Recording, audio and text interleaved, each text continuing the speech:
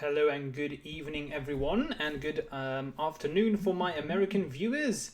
Today, I have a very special guest for you. I'm sure that a lot of people will probably know him, Daniel D'Amato. I hope I pronounced that somewhat correctly. Hey, welcome, Daniel, to the stream.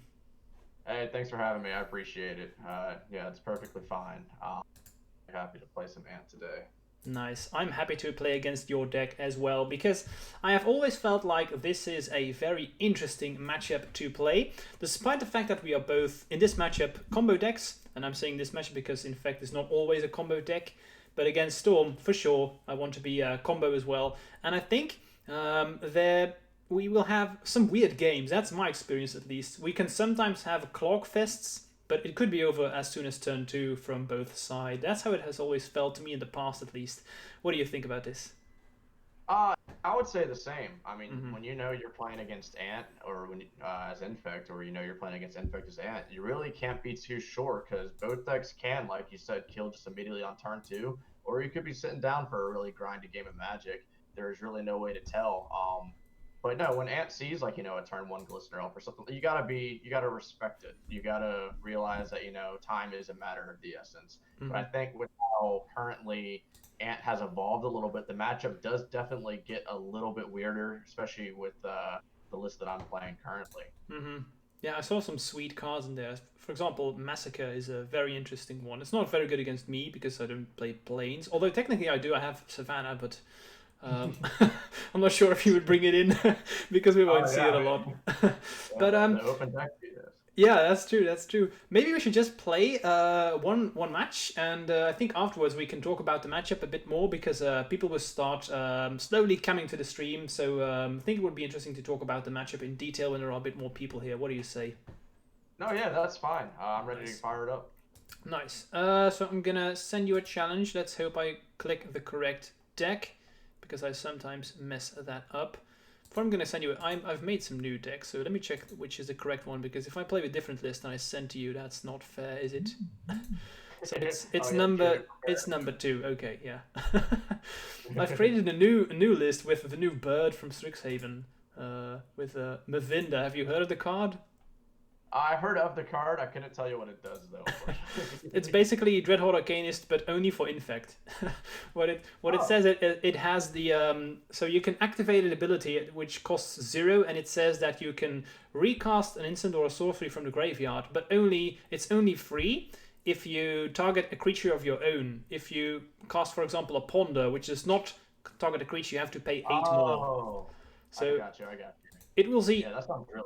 yeah, it will see 0 play in Legacy except for an Infect, and I'm trying it out, and it's been quite fun. No, that sounds very cool for sure. Yeah, not sure if it's good, but it's fun, and I like brewing. So anyway, let's go to Infect versus Ant, shall we? What I usually do Absolutely. is, so I'm the player right now, and then I usually just swap depending on the games, if that's fine by you. Sure. Yeah, absolutely. Great. Let's see if we have fast games or slow ones. So I'm gonna of course start out with this one.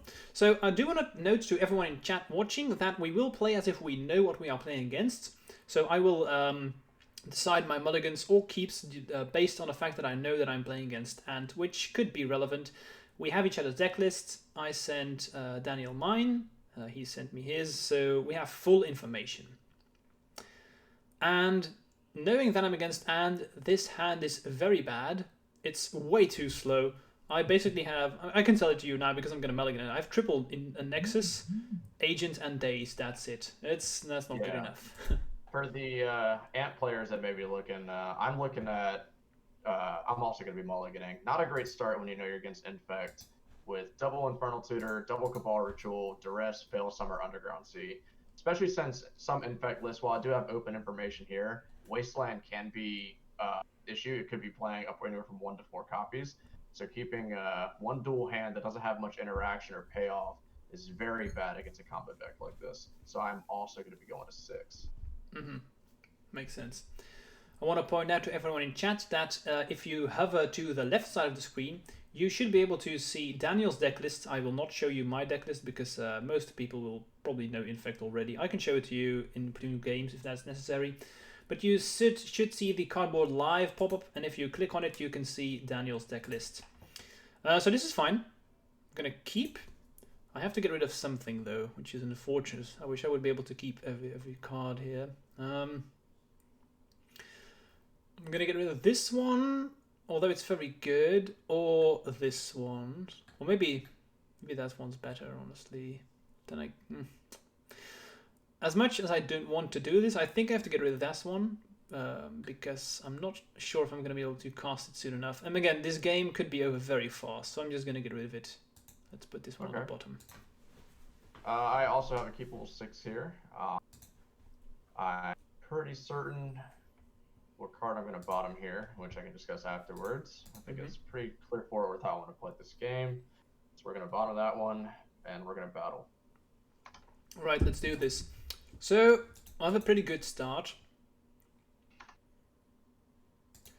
What I'm actually gonna do is I want to start off with this, despite the fact that I have this one, but the way my hand is set up, I think this is better. I'm trying to speak in general terms, but you could maybe already know what I'm discussing. I do respect the turn 1 Noble Hierarch play a lot. Like, I do get worried sometimes, obviously, when there's a turn 1 creature play, but the Noble Hierarch play concerns me sometimes, because a lot of times it means they can play, like, a turn 2 Blighted Agent with protection, and especially for sideboard games, that's scary, but it's also very scary in terms of me dying quickly. Yeah. But I've got a pretty straightforward start here. I'm going to respect the Wasteland potential out of this deck, and I am going to get a basic island, and I am just going to cantrip. Right. Hey, Simon, welcome to the stream. I know Simon personally, and he has been waiting for a long time for this stream because he's a Storm player himself, so he's excited. That's great to hear. Glad to hear, Simon. So with that ponder, I like what I saw. I'm going to rearrange him a little bit, and I'm going to ship it back. Okay, so I could have done this last turn as well. I had this in my opening hand, but I decided to not do this because I don't have a follow-up land. And I like having the ability to have a mana up, which is why I didn't start with Elf. That makes complete sense to me. Especially if you're stuck on one land there, just having the ability to either, like, you know, if you need to instant Brainstorm, like Bluster, it's just having, that makes complete sense to me. Yeah. Especially also just in a blind start too. If I just go Island Cantrip, like, it makes sense. Yeah, I'd 100% agree with this one. It's funny because a lot of people usually ask me, what do you do? Turn 1 Noble or Elf? And I say the general rule of thumb is on the play you go Elf, on the draw you go Noble, but it's not always true. And this is one of those exceptional situations where that's not the case. A Casual Camel, hello, welcome to the stream. So I'm going to play a basic Swamp here. I actually bottomed the Underground Sea out of my opening hand since I had Swamp and a Misty. So having access to both basics allowed me to get rid of the duel since I was going to be able to play the game pretty freely with how it was set up. I do like what I see here off the preordain. I'm going to bottom one and top the other. And I am going to ship. So my draw was good. If I draw the correct card, I could win on the spot. So I actually am going to have effects in your upkeep here. Interesting. So for anybody chiming in for looking to Ant, I am going to cast a Dark Ritual here. And it's very important that this get done in the upkeep too. So this is a play that you don't see very often. So now I'm thinking, okay, what can happen here? And I think since you're doing this right now in the upkeep, my immediate thought would be that you're probably going to go for what's the name of the card? Ad nauseum. Yeah, exactly. That's the one, because that's an instant. There aren't a lot of things that you can do here except go for that one. So I'm thinking I usually want to counter this, but in this very specific spot, I don't have to play around stuff like Duress, Thoughtseize, etc.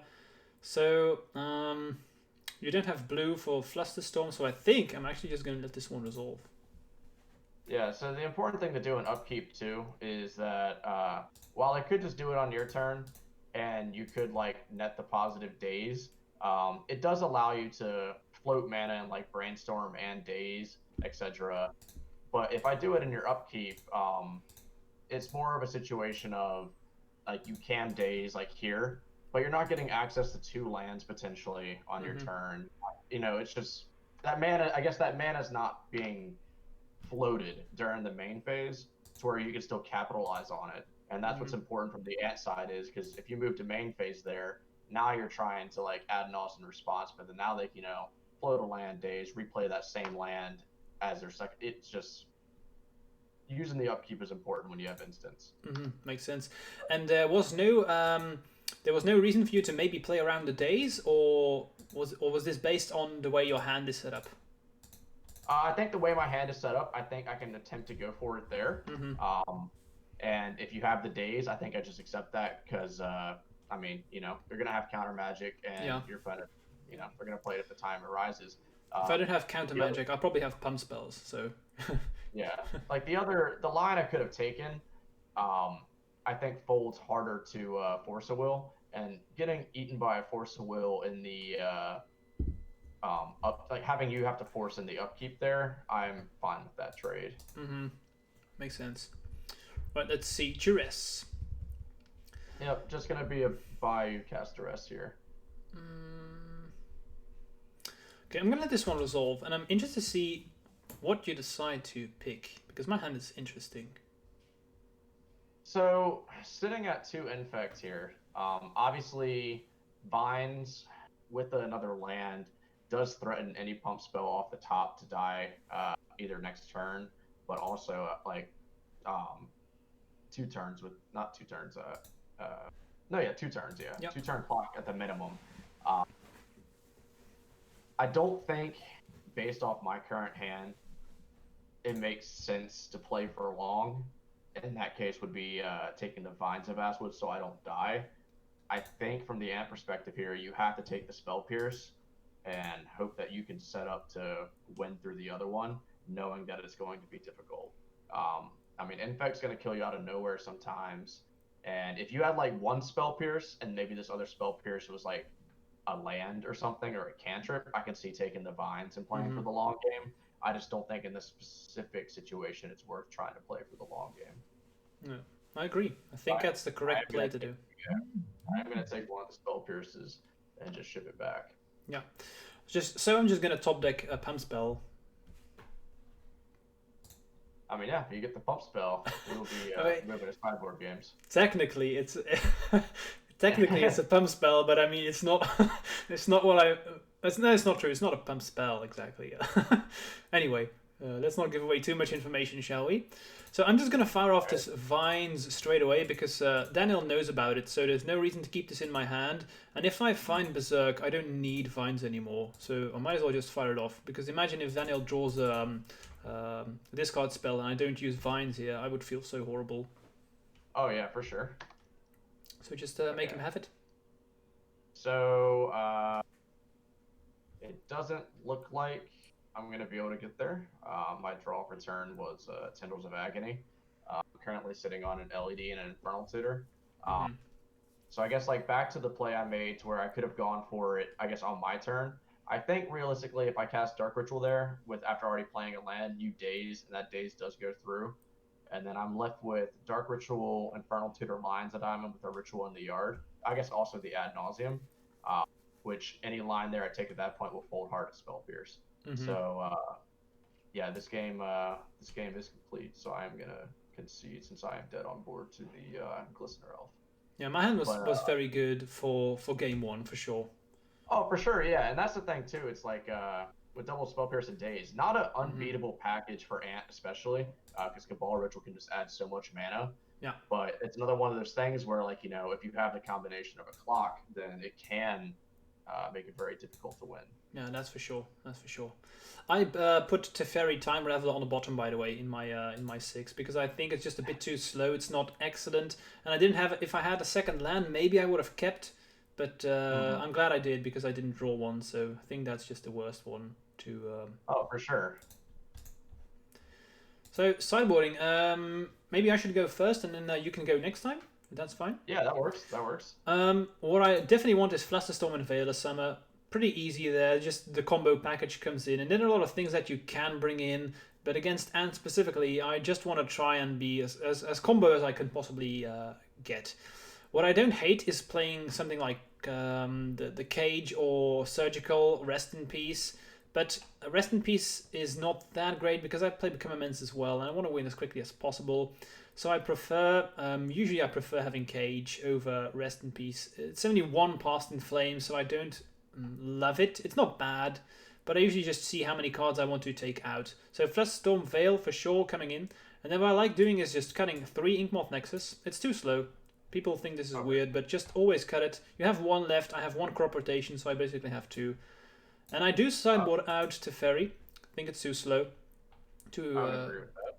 And then I sometimes trim down on Vines, depending on how many Abrupt Decays I'm expecting. And of course, since it's open deck list, I see you have 3 of them, so that's scary. You also play Echoing Truth, Chain of Vapor. Not sure how many you want to bring in, not all of them, I believe. But I do like Vines then if you have so many ways to target my creatures. Because if I go all in and you Chain of Vapor a creature, I feel horrible. So I think I'm going to start off with double Fluster, double Veil, 1 Cage. And then probably cut 3 Nexus, 1 Teferi, and 1 Vines. I'm going to do it. I may swap around a bit, but I think that's a fine start. Other cards I'm looking at is Wasteland. It's not very great because you do have basics, but sometimes, Wasteland can be a blowout, but it's not excellent in matchup. Yeah, so looking at it from my perspective, you cutting the Inkmoth Nexuses, that does make sense. But I guess in terms of Abrupt Decay, I've tinkered going in and out with this card in the matchup. I've got to submit here, sorry. No problem. And then I'll tell you what I did. Okay, I accidentally submitted with 65. Oops, that's fine. Cool. But yeah, what I brought in, I ended up bringing in 2 chains, my Veils and Fluster. And I boarded out a Cabal Ritual, a Preordain, 2 Duresses, and a Witchclaw Talisman. I boarded out the Duresses here, which I know can seem weird, because you have creatures in your deck, and sometimes Duress, hitting a pump spell, doesn't feel great when, you could have a counter-light package. And Thoughtseize is a lot better, obviously, because if I could take your creature threat, then, that's a lot more efficient than hitting just a pump spell there. And also knowing that Veil exists, having Duress repeatedly trade with Veil isn't something that I'm really that excited for. Trading for Thoughtseize is one thing. It also leads me back to the Abrupt Decay. I like Chain a little bit better because it is more mana intensive in the situation of Veil Summer existing. If I'm going to get blown out by Veil, I'm going to get blown out by Veil. But at least with Chain of Vapor, there comes the opportunity to where I could have enough lands in play to chain and fluster a Veil in response, or be more reactive in response to make sure that my chain goes through. It's interesting that you decide not to bring in Decay, because this is a card that this is why I'm usually just play as if they don't have Decay, because some people really like it against me, some people really hate it, and I've been... Yeah, I don't know myself what's the best, but from the Infect side, since we're playing combo, if I have the combo, I probably just go for it. And if you have Decay, sure, but that's a situation where, like you said, if you get blown out by Veil, sure. I have the same for Abrupt Decay. If you do bring it in and I get blown out by it, sure, but the chances of that are pretty low. So this is why I think I have to play all in combo and make you have it at a certain point. Yeah, exactly.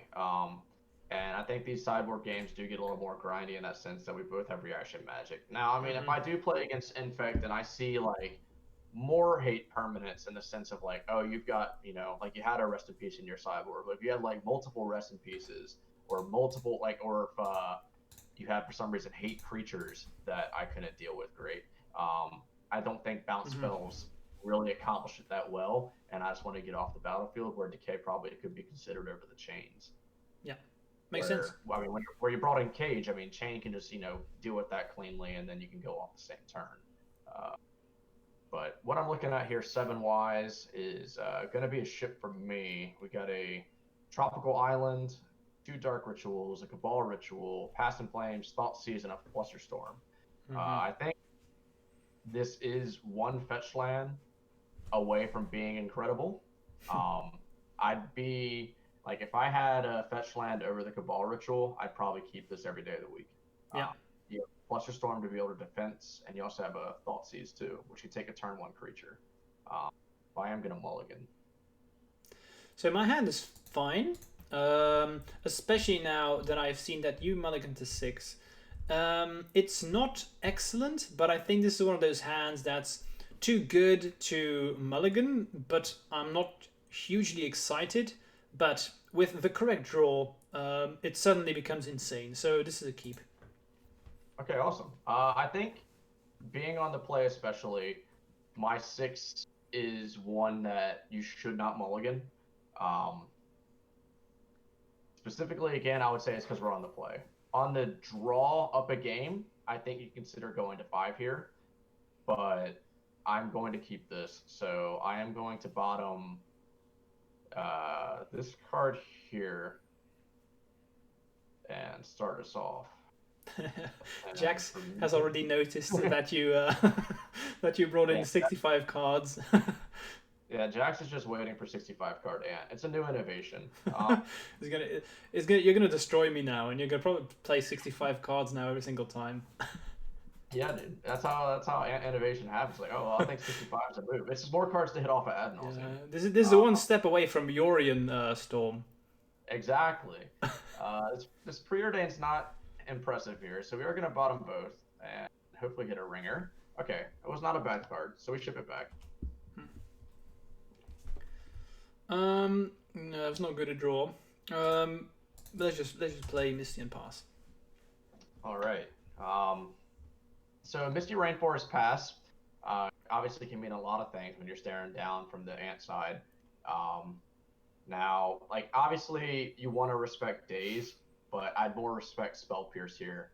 But I need to make a play that could get some of that interaction out of your hand in order to further my game plan the following turns. So I'm going to make this specific play here. And I am going to choose not to respect Daze, which I think is okay. But this card is very good at baiting out counter magic. And sometimes that's all right with you. And if it sticks, sometimes that's great too. Well, obviously it's great if it sticks, but... Yeah, and from my side, I think I have to fight over this. As much as I don't want to, because this can be a bait, and you know this, but... It's also possible that you really need it, so this is one of those cards that you don't want to use counter magic on, but unfortunately you just have to. Well, exactly, and that's what makes Witch Call Talisman so good currently, is because a lot of decks are slowly starting to realize that it's almost to the position to where it's a must force a will card. Because while it could be bait, it has a very powerful ability for 1 colorless mana, and just letting that stick could be the reason, you lose the game at the end of it. It's just, yeah, Witch Claw has just been great in terms of getting Force of Will out of my opponent's hand. That makes sense. So I did pitch Blighted Agent, which is unfortunate, but not the end of the world, since I have top-decked Bliss and Elf, and I'm just going to play it. Nice. Yeah, so yeah, when you're on the end, you see the pitching Blighted Agent, you do feel a little bit better, because you're hoping that that's the one way they're going to try to... That's the threat, yeah. Yeah. So in this situation here, I've got the option between what I should cast, but I think I'm going to go with... I think I'm going to cast Thoughtseize here. Okay, so my hand isn't particularly great, especially after the Thoughtseize.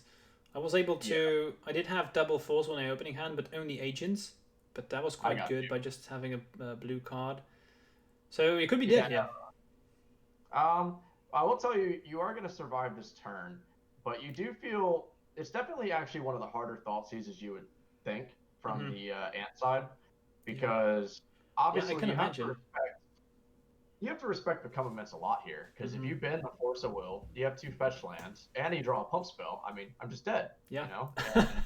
That's where it's like you have to weigh your options and determine if letting them have a Force of Will that you think you can beat later in their hand, but just getting hit for 1 makes sense. And in this situation, it does. I know I can beat this Force of Will later currently, and I don't want to die potentially next turn. So you just have to take the Become Immense. Even if it feels awful, it's got to go here. But what this does do, it does let us know that you cannot stop this Ponder post-main phase. which is nice because we really need this one. And we're gonna snap this ponder off too. Nice. And draw a card, and then we're gonna ship it back. Nice. Hey, Violin. Of course, I'm always trying to be sneaky. So yeah, I'm thinking about maybe fetching here. I just wanna. There's more detail, but I have another fetch land anyway in case I find Brainstorm, so I might as well just trim one land. Yeah. And for what it is worth, if you did not force the Wish Claw there, you would be dead through double Force of Will on my next turn. Well, okay, good thing I did.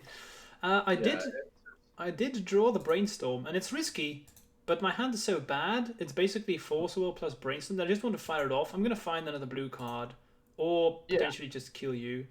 And I think that makes sense. Like, it's kind of like, you're in a combo matchup. Do you really want to play react, like, defensive, or do you want to try to win? And I think typically in this matchup, you want to try to win. Exactly. Unless obviously we're finding ourselves on turn 13 with 7 cards each, but you don't have a creature in play. Yeah, exactly. A different game. So I'm gonna do this.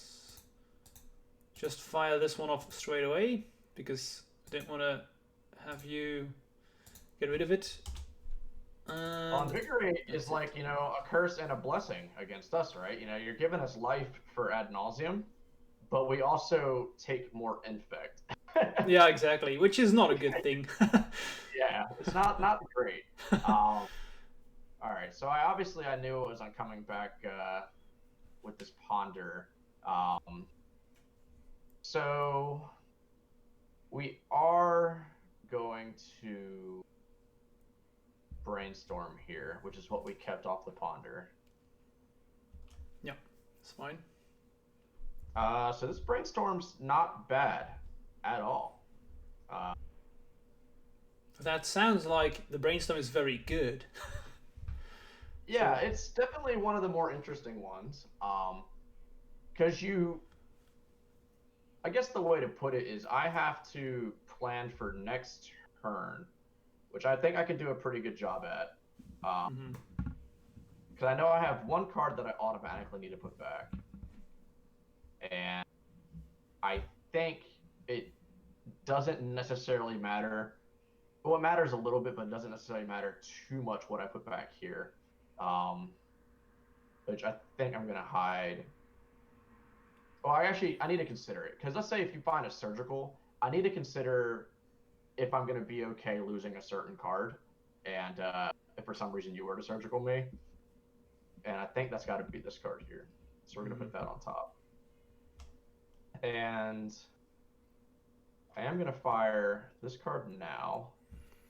Quickly point out to chat, I see a lot of questions coming from me. I'm gonna answer all your questions after the game is over, but I can't answer them for you right now because then I'm gonna spoil the game plan for Daniel. That's not what I'm gonna be doing. So see this here. I mean, you take especially in my situation with what I'm gonna do next turn. I'm gonna take Force of Will. Sylvan Library is not gonna affect me in the least since it's not already on the battlefield. And I am going to play this Lotus Puddle.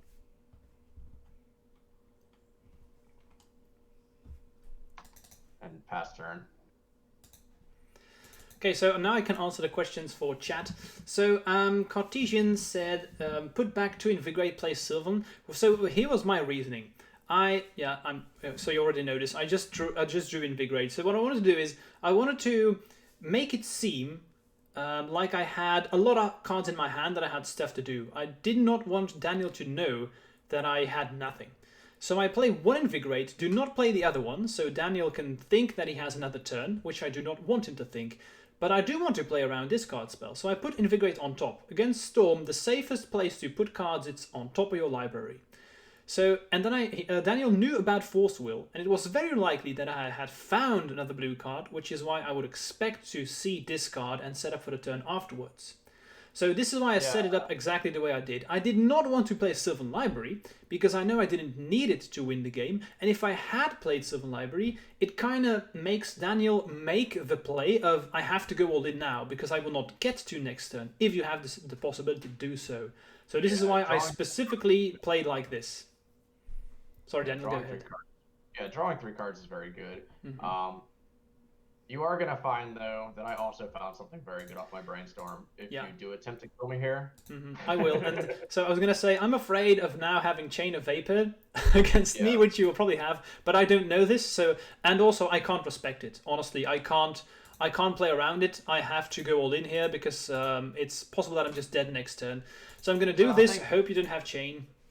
So I do have Chain, and if anybody's wondering why I didn't cast it on my turn, obviously because I had perfect information. Let's say that last card you found on top with the Brainstorm is Veil of Summer. This way, if it's Veil of Summer to protect this or whatever, and you have like another pump spell, I mean, yeah, I could be dead anyways. But at least it gets a Veil out of your hand for my combo turn potentially next turn, which invigorates even a better situation for us here because now we're going to be at 24 for this Adnos that I've set up on my turn. Yeah, exactly. Makes sense. So this sucks for us, but at least now I'm still able to play Silver Library. And looking at it from my end, I mean, you only have 2 cards left, so I could potentially still win. It's not. Oh, for sure. I mean, yeah, I just have to play like this, and I think this we did set it up the best way we could. If we do lose, yeah, at least I think we did play this the best way we could possibly do this. So I mean, I am at 24. I am going to have a land drop, so I do get to start with a higher life total here for Ad Nauseam. But I have lived and died to some very, very bad Ad Nauseams in my days. I'm going to open up the revealed cards here.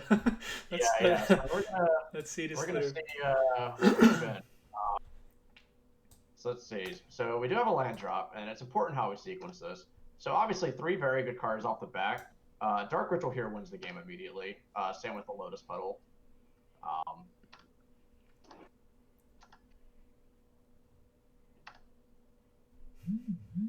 right, yeah. So we just need actually.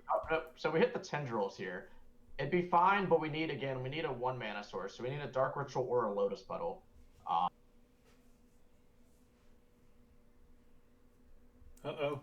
Getting close. Yeah, so now we're at 3, right? This is scary. This is definitely tough. So now you have to consider, am I going to, lose? I want to point out that without double invigorate, this would have been different. Yes, we would. Well, yeah, because I have gained 6. Was it 6 life? Yeah. Mm-hmm. So you have to ask yourself, like, is it worth hitting here? Yeah. I literally have 1/4 left in the deck, and that's Past in Flames. Every other card is free. You don't have a Noble Hierarch, so I can't die to actual combat damage. Mm-hmm. So what I am gonna do though is probably. So I've seen 1 Lotus Petal, I've seen 1 Lion's Eye Diamond. I don't think I actually have to keep hitting here. If you find the pump spell, I'm gonna die anyways, so it's not really a consideration of dying to your creatures. But what I can do here is stop and draw 3 cards for free with Brainstorm compared to potentially losing to a passive on the top of my deck. So where if I hit, Dark Ritual, Lotus Petal, or even if it's the God double LED Piff, I can win the game still this turn. So we're going to stop. We're going to play C because we don't want any unnecessary life lost. And we are going to Brainstorm. So we would have died, which is good. Well, not like immediately, but in order to find what we were looking for, we would have died. But now I am set up to go off the following turn. So I have to hope the Sylvan Library misses, which probably isn't likely. Library is very good at finding ways to win the game, especially since I'm already at 5 Infect. But I am going to put back... it really doesn't even matter what I put back here. Let's put back this. Actually, it doesn't matter because I don't want to die to Surgical, potentially. Let's get rid of these. So then we pass, and we start discarding cards. So we can get rid of one of these. We can get rid of, no, we want that. We can get rid of this.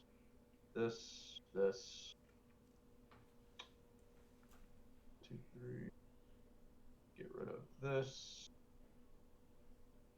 Get rid of this. And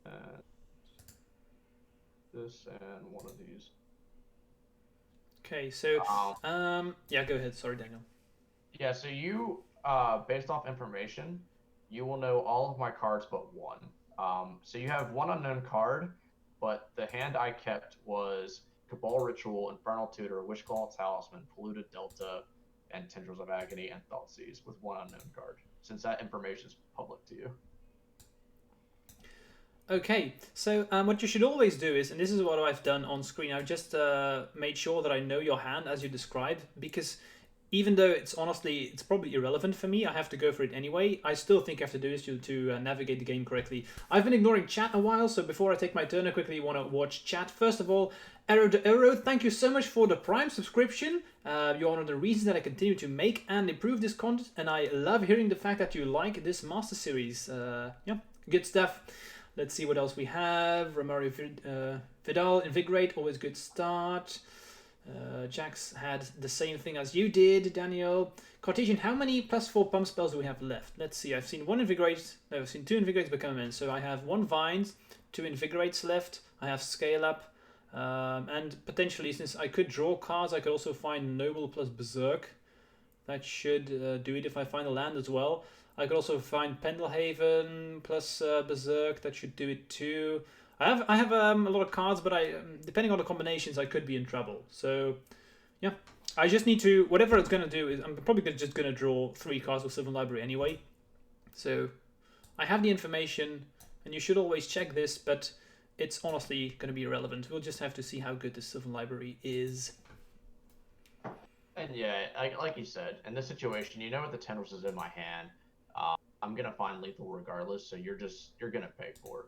And especially if you call it Brainstorm or a Cantrip or something, you want to go deeper, especially if it doesn't give you the cards that you need. Yeah, exactly.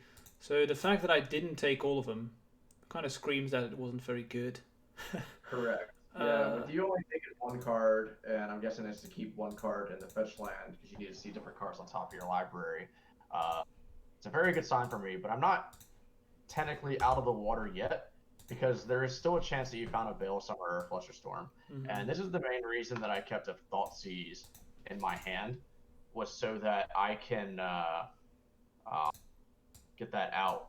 But if you have Veil Summer, you most likely cast it in my upkeep there, since the information's public to you.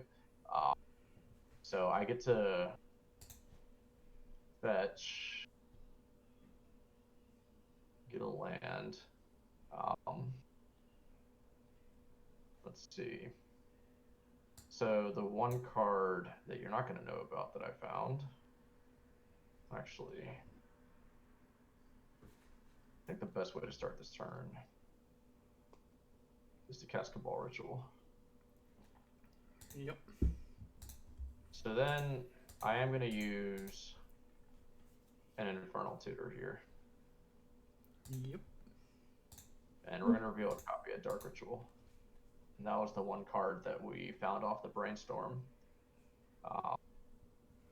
Cast another Dark Ritual. Play our Wishclaw Talisman.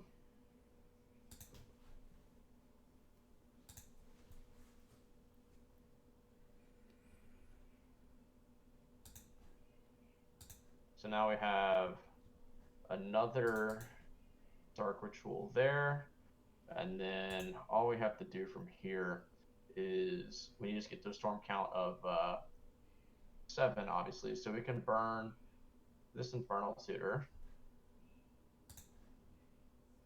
show a copy of Thoughtseize, just get another copy of Thoughtseize,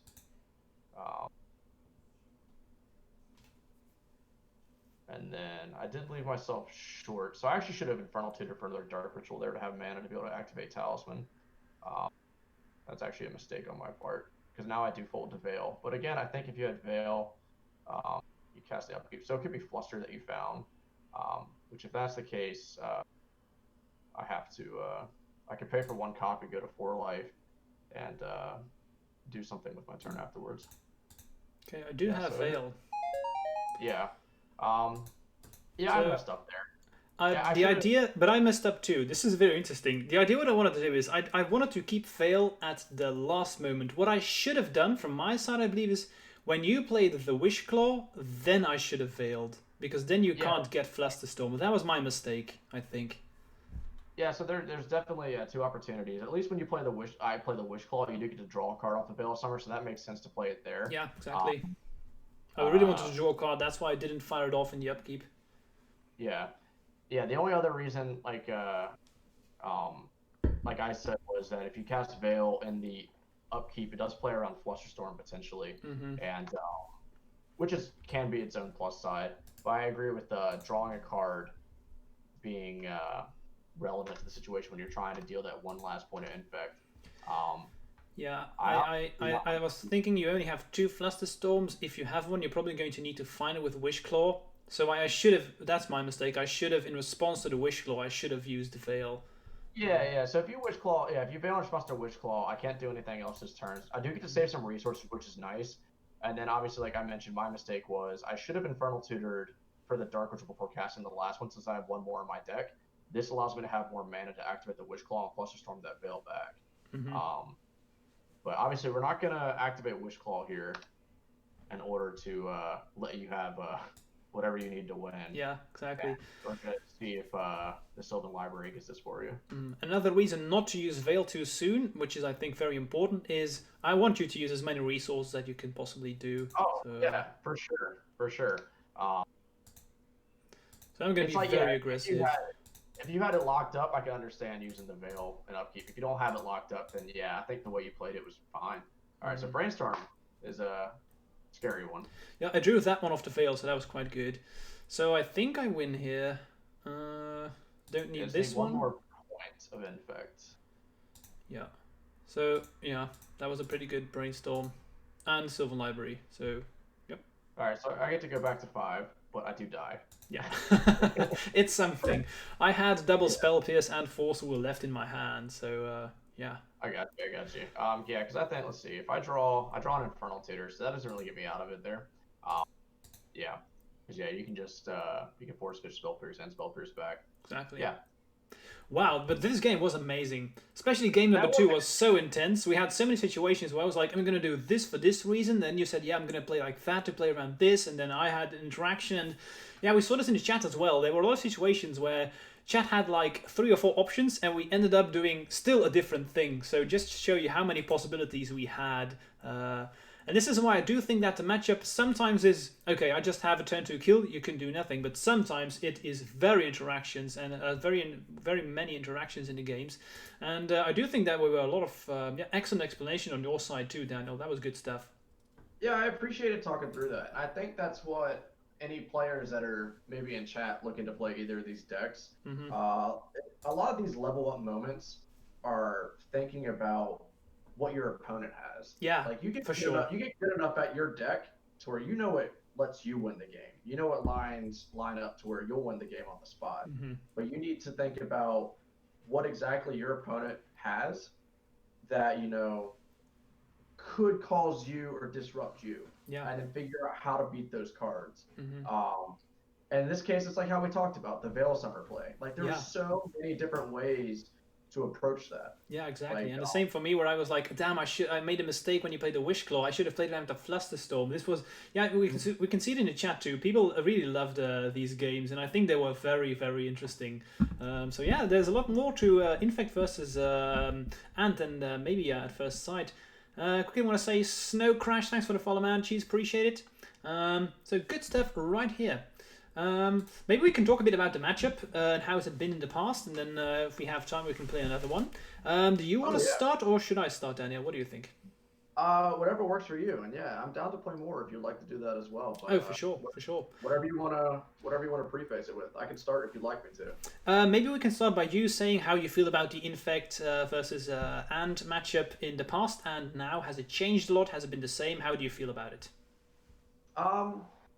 I used to not be overly concerned with Infect. I think I approached it at least as we talked about beforehand, a combo matchup, and that there are going to be situations where I'm just going to die and it's out of my control.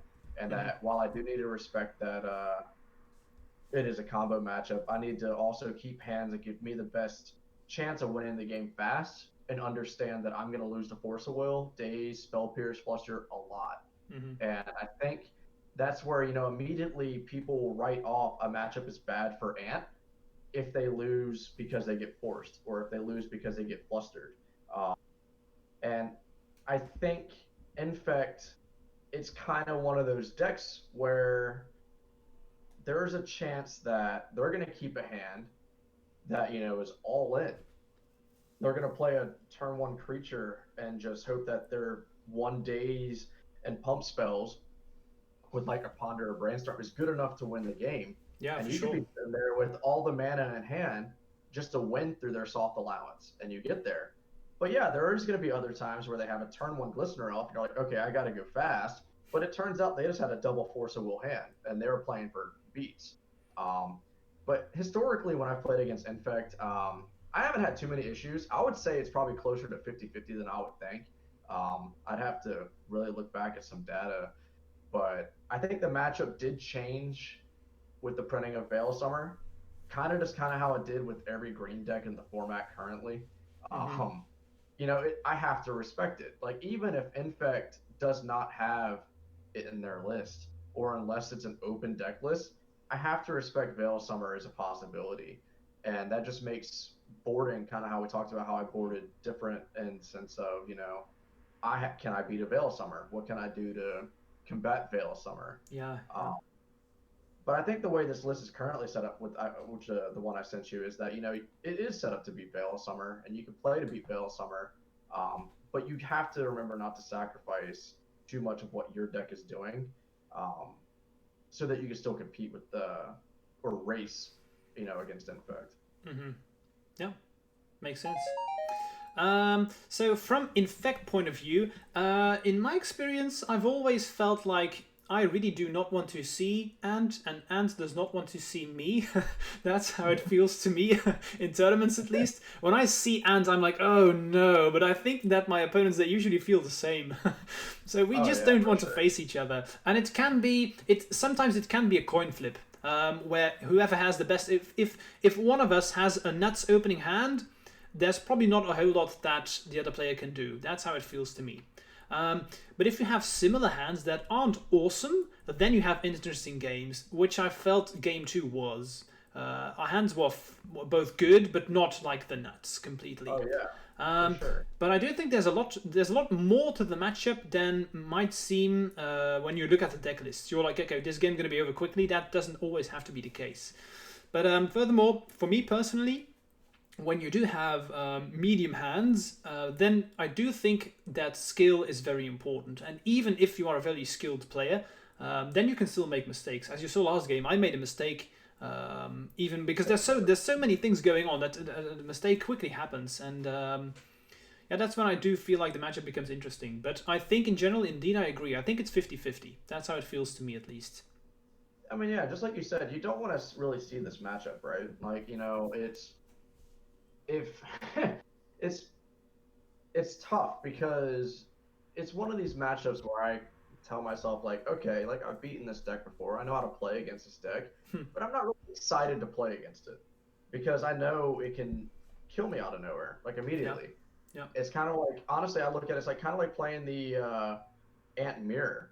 Like, I know that my opponent may just have a faster hand than me. And when it comes down to Infect, when I'm sitting down against Infect, it's like, well, if I die on turn 2 when I had a turn 2 and they're on the play, it's like, well, you know what? I got infected. Exactly. And it's the same for me. Okay, so Storm just got me turn 2. I did not have Force Will, so yeah, that's it. That's how I mentioned, like, especially if you're playing against Infect, I mean, game 1, you want to try to get as much advantage as you can. Like, if your Infect opponent knows you're on Storm and wants to keep a Force heavy hand, great. That's great for you. You can win the grindy games where you get to, like, peek at their hand, take cards, and then set up when you're ready to go off. It's the hands where, like, like I mentioned, where they go turn 1 Glistener Elf or, like, Inkaball to go, where you really have to slow down and, like, be, okay, I could just die immediately here, where you need to start force checking your opponent. And typically game one, like I saw like the upkeep ad nauseum. I'm not going to respect days. I'm not going to respect force of will. I'm going to make you do something in your upkeep, or you're going to let me, draw 20 cards for me to win the game. Like my game's not getting better, especially when we saw your hand of double spell pierce days. It's like my game's not getting better with you having a threat already in play. So I need to take an action for me to try to win the game right now. Yeah. And I think that's what a lot of Ant players in this matchup need to consider is that, we're not, at the end of the day, we're not a defensive deck. We're here to try to, win the game fast and efficiently. And if you have an option to take that chance, you're going to lose to Forcible sometimes, but you have to just let it be. Yeah, makes sense. Good stuff. Let's see, Jax. Infect can probably tune the list to improve the matchup by a lot if Ant's popular. That's true, but I mean, Infect generally already has a pretty good matchup against combos, so I don't think I would ever really want to tune my deck list specifically to beat Ant unless I'm in like a local meta where I know a lot of players do play it. But I don't think that is something that I would really want to do with Infect. But who knows, if it ever becomes like the tier 1 deck, I do believe that there's a lot of things that we can do. But I guess the same counts for Ant, but it's unlikely that Infect ever becomes tier 1.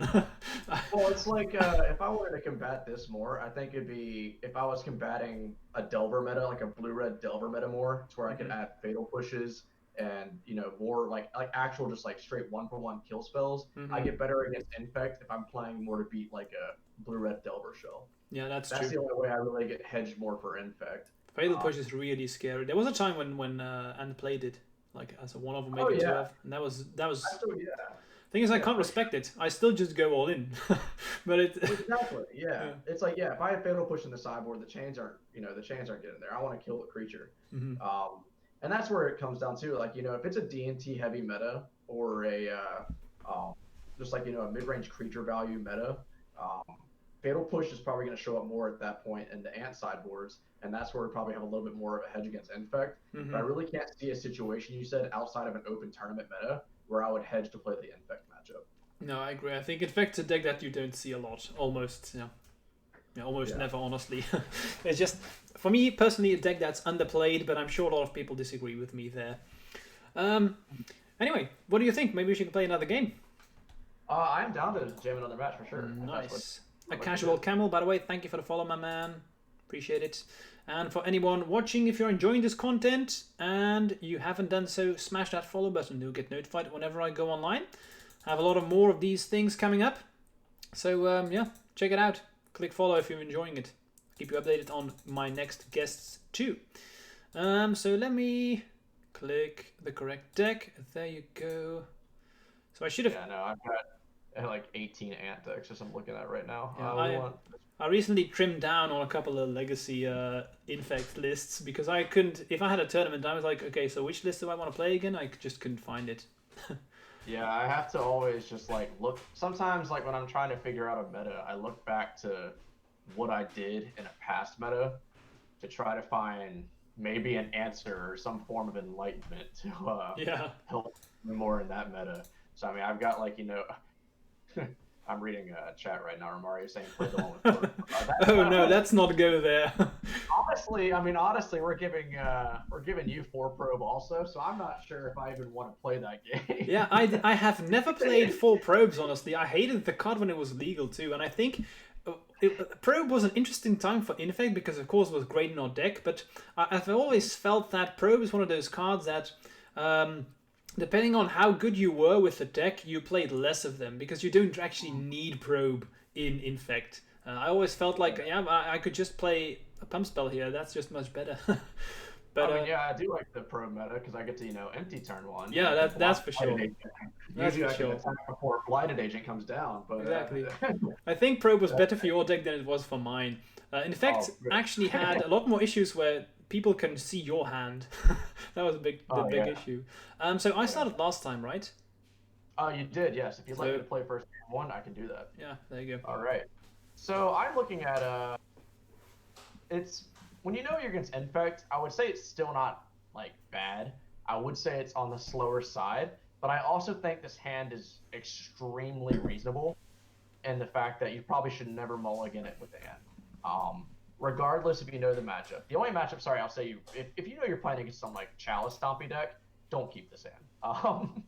But I think just in general, especially in the blind, this hand is just solid, so I'm gonna keep. My hand's fine. I'm gonna keep 2. All right. With potential to be awesome, really. So, as always, I'm going to respect Wasteland. This is true against your deck, and it's going to be true against, obviously, Delver-filled meta. If you can respect Wasteland, you respect Wasteland. So we're going to get basic Island, and we're going to cast Ponder. So I've seen you do this a couple of times, get basics. So for turn 2, I may decide to board out Wasteland then. I do sometimes, depending on, and this may be an interesting thing for people to notice, depending on how your opponent fetch is, you can sometimes analyze whether or not you should keep in the one-off Wasteland. Because some Storm players just say, no, I'm not going to respect the one-off Wasteland. It's a different approach, and I'm honestly not sure which one is the correct one. But I sometimes sideboard differently depending on what my opponent does. Yeah, so it's like, I know you have like the one Wasteland, right? I think I could probably get away with not respecting it. But at the end of the day, when you're playing as Ant, if it doesn't hurt your strategy to get a basic, I think you should just get a basic. Because you don't want to put yourself in that small percentage chance of still getting blown out by it. Yeah, makes if sense. it's not going to hurt your chances of winning the game. And that's kind of like the way I look at it. Yeah, makes sense. So we are on the play here. Our opponent played a turn 1 Glistener Elf, which that's scary. It's you have to take that seriously. So that does change how I'm going to play this game now. I was going to make a different turn 2 play, but instead we're going to lead on basic Swamp and cast Duress, because I want to see exactly how much time I have, and also we can pay for days if it gets days, which is important. So my hand is very interesting in this spot because my hand's excellent. And the way my hand is set up, that honestly, whatever card you take, I'm fine with it. You'll probably just see what I mean. Like if you take the pump spell here, I can draw another one. If you decide to take one of the counter magic effects, I could potentially just kill you. So I honestly don't know what the best card is for you to take here, but I guess it depends on your hand. So yeah, this is, now that I have this information, now I play to win, because obviously, so I'm going to rule out one card now. We're going to rule out Become Immense. I don't think there's any reason in this situation to ever take that card. You don't have a graveyard currently. You're about to have one card in your graveyard, and neither of your other 2 lands are fetch lands. So I'm not too concerned with Become Immense currently. Berserk is scary, but without the presence of a 1-mana pump spell, I'm also not too concerned. But based off, because I kept my Ponder, and I know what I'm going to do after this, I am going to take Force of Will, because what I can do here is, with this Daze, I can force potentially your Daze getting used, depending how much you want to respect this Ponder. I guess in the sense of, like, do you think there's a chance I kill you next turn? And with this line, like, being able to cast this into an open Daze is great, because you're either A, telling them, like, I don't care if you counter this, or you're also showing, like, a position of maybe strength. I don't know. It could also be bait. Yeah, that's a good point. And for me, since you know about the Daze, once you know about it, you can usually play around it pretty well. So I'm inclined to Daze here, and on top of this, it also fills the graveyard for Become Immense. So I think I'm just gonna Daze here. Yeah. And my thing too here is, like, I'm fine with this trade because the Daze is out of the way. I don't know what's on top of your library. You haven't cantrip, so we know you're drawing a fresh card, and you're not going to have 2 lands on the battlefield next turn, which means that I can't get, like, I can still get Invigorated Berserked, but, you know, that's going to happen regardless, since I didn't take the Berserk out of your hand with Duress.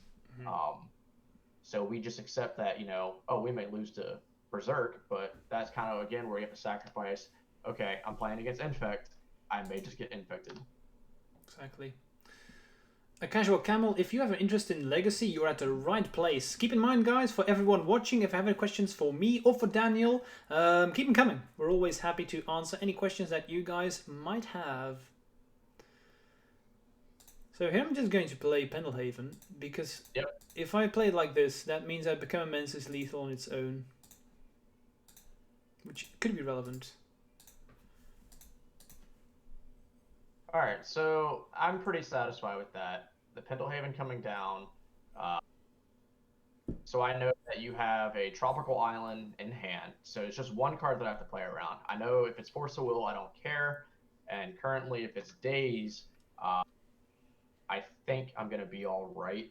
I have to shake off the rust here to make sure I do exactly what I'm trying to do correctly. But I think I can get away with it. So first, we're going to lead on a Cabal Ritual, obviously with no threshold. We are going to play. Do that to me. Yeah, we are going to play a Wishclaw Talisman. And it doesn't look like I can hit Thresh regardless here, which is fine. Because I have enough mana to still add Nulls with a black floating. Sorry, with no black floating, which I'm going to take the opportunity to do here. What I was thinking about in my head was that you can do lines where you can play out this Lion's Diamond, like I have here, and cast Cabal Ritual and then crack LED in order to get yourself Hellbent and Threshold for the Cabal Ritual when it resolves. But we don't have that option here. Important to note, we still do lose to Daze, but our opponent drew one card. So again, it goes back to that conversation I had of you need to take. Oh, sorry, we can't lose to Daze. Sorry, there's a Yeah, I was going to say the same, but yeah. I apologize. Yeah, there's a no, penalty to play. You know you can't lose to Daze, so it's one of those situations where, like, let's say it was the Tropical Island played, you just jam. You can't be afraid because you know you're going to die otherwise. And then you pray because you're casting the card ad nauseum. Yeah, exactly. And if I get in a turn, I can just get Invigorate. Exactly. Yeah. And that's one of the. This has happened before, where my opponent gives me Talisman, doesn't find the answer, and I can just kill them straight away. So I don't hate. We're at 12 life now. We did hit the Pip. Another LED and a Dark Ritual is a win, which is good to note. I hit a lot of lands so far. See, we're in the ad nauseum tank, but we know we're out of 4s though. All right, we hit a Dark Ritual. So yeah, currently we are just dead on board, so we actually have to go for it here because you do get to activate Talisman, correct? And you can Invigorate and Berserk me. Yeah. So we do have to go again. All right, and we die. But you take those opportunities. Like, I mean, obviously, because I am. What was the last card in your hand? Blighted Agent. It was nothing. It was nothing. Okay. I do want to say something here in this spot.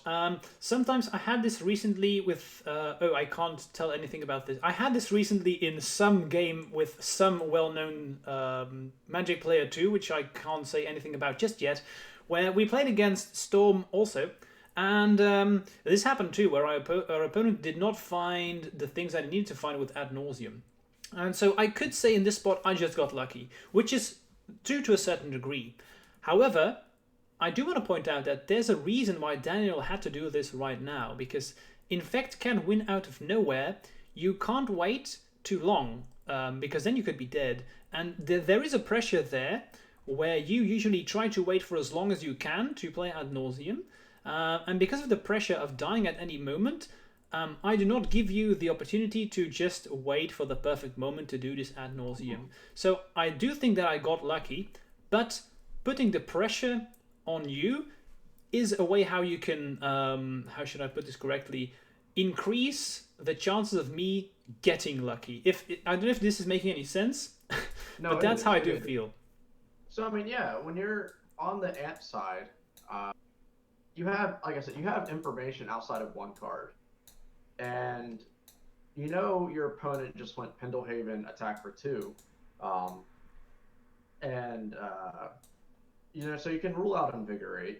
Well, no, you can't necessarily rule it out because it's not lethal, I don't think, but in that specific spot. But you know, you have shields down. They can't counter anything you do, and like you said, passing the turn back, there's just so many cards that just allow you to win in that spot right there. Yeah, yeah. And you just can't risk it. And it's game 1. You know the sideboard games are going to be a little bit more grindy, and that if you can grind them out in the sense of you know, if you have confident your sideboard is well suited for the matchup, sometimes you just take that loss. But other times, you're ad nauseum, you know, it finds the lotus petal and you win on the spot. Yeah, I mean, exactly. It's ad nauseum. It's hit or miss. You just go for it, right? And I've said this a couple of times before too. I just don't respect the replicate. I just go for it. And if you have the replicate, yeah, it sucks. But this is how we do have to play the game. And I think this is sometimes you get it, sometimes you don't. Where I now got a little bit lucky, you got a little bit unlucky. It happens. All right, so I'm gonna let you play game 2 here since I played last game 2. Oh, no. This is fine because this is off the sideboard. Okay. So I only swap the first game. All right, no worries. Yeah, I boarded the exact same way. 2 Chain of Vapor, 2 Veil Summer, and Flusterstorm N with 1 Talisman, 1 Preordained, 2 Duress, and Cabal Ritual out. I made one small change because I talked about this. I see that you respect having, or you respect me having Wasteland, which means I will. How do I should say this correctly? Because I know that you respect the Wasteland. I'm actually gonna board it out. That makes sense. So then I brought in Surgical. Yeah, that makes complete sense to me. Like I'll still probably end up still respecting Wasteland in sideboard games, just typically the pattern that I'm in. Yeah, if you can, you why not do so, right? This 7 is not great. It's great if it had a land, but it is not. It's 2 LEDs, Chain of Vapor, 2 Flusterstorm, Dark Ritual, Preordained. So that is an auto mulligan. My hands good with the potential of being very good, so this is a keep. All right, I'm going to go down to 5. We got Thoughtseize, Brainstorm, Infernal Tutor, Lotus Petal, Cabal Ritual, Brainstorm, Wishclaw. You can make an argument that we could Brainstorm off Lotus Petal to find land, but that is not a winning line. So going to 5 makes the most sense here. Our 5 is fine. We're going to keep it. We are going to bottom this card and this card. So then we will play a Misty. Again, we're going to get an island and ponder. Nice. Quickly want to answer to Violin a creature. Yeah, Violin, the bird is real. I am trying out Mavinda from the new Strixhaven set, and he has, I've played 1 league with it. He has overperformed, so I actually had I've bought a second one, and it's been pretty good, honestly. I'm not sure if it's good enough. Still brewing around a bit, trying stuff out, but so far, yeah, I'm liking it. I'm gonna try some more. All right, so we have turn 1 Noble from the opponent, which, you know, you have to respect those lines because it means they can play creature with disruption afterwards. I am gonna play this Polluted Delta to respect Days here and cast Brainstorm. Definitely an interesting Brainstorm. We are going to put those back pretty immediately. And I am going to take this opportunity here now to get a Swamp and cast a Thoughtseize. That's unfortunate. I really wish you wouldn't be able to see my hand because it's pretty good.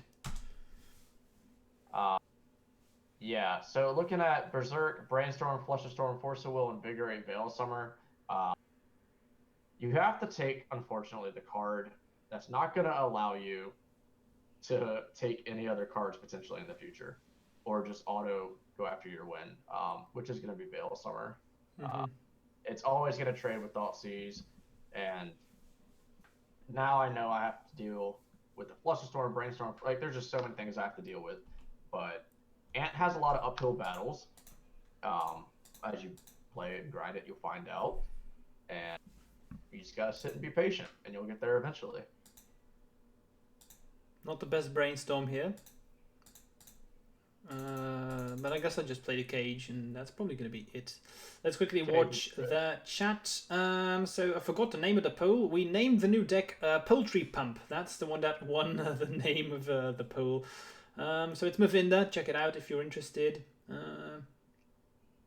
Yeah, it is good, Violin. It is good. I'm not going to go for the noble beats here. Yep, that makes sense because I know about the Flusterstorm. Exactly. And casting that card as itself compared to pitching to Force of Will makes significantly more sense. Mm-hmm. So we're gonna start with a Ponder. So because I know you have 3 cards in hand, it's not... I could see a world where I would Flusterstorm this, but the way my hand is set up, I think I'm fine not doing so. And that's respectable. So I've got a really tough Ponder here. It's essentially it's a Ponder in the sense that it has 2 pieces to win the game, but I'd have to time walk myself in a sense.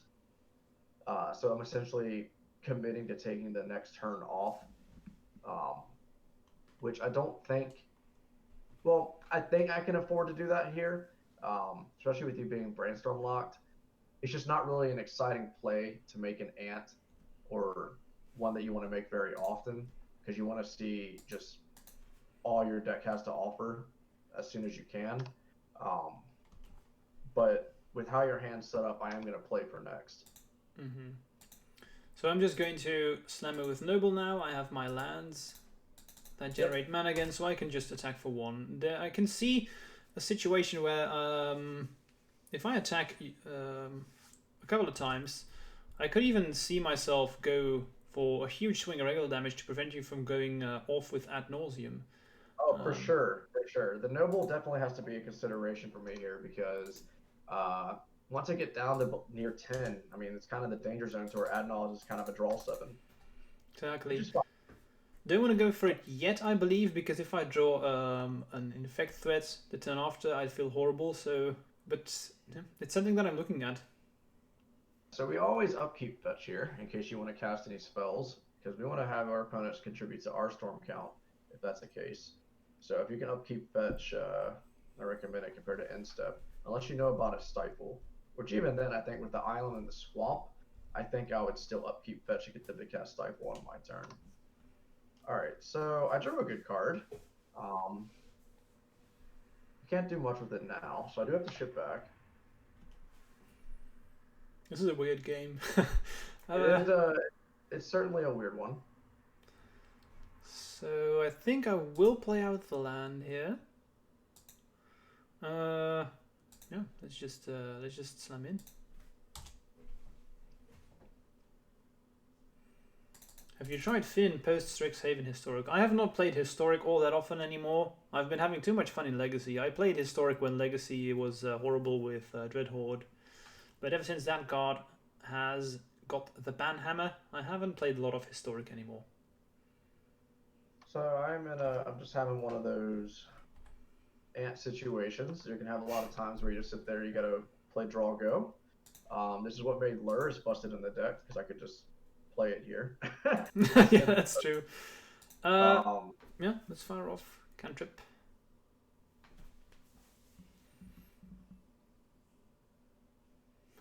This Ponder is so bad, but with my hand it's kind of good. Yeah, I think this is a keep.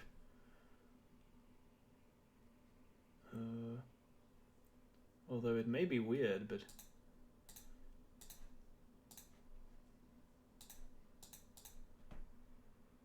all right. So now the clock is even more real. Yeah, the clock's ticking. Because let's see. So I'm gonna try to take my shot at math here. The next turn you can. It's actually just lethal. Yeah, exactly. Because you can hard cast the Invigorate so I don't gain life and then cast the Berserk. Mm-hmm. So I am being threatened here significantly. And this is, I can tell you what my Ponder was. It was a Noble and 2 lands. But I was like, yeah with the Noble, that's lethal. I don't need Infect anymore. Yeah, at that point, I think you have to keep that. I have to play now to not die. Means I have to cast this card. Um,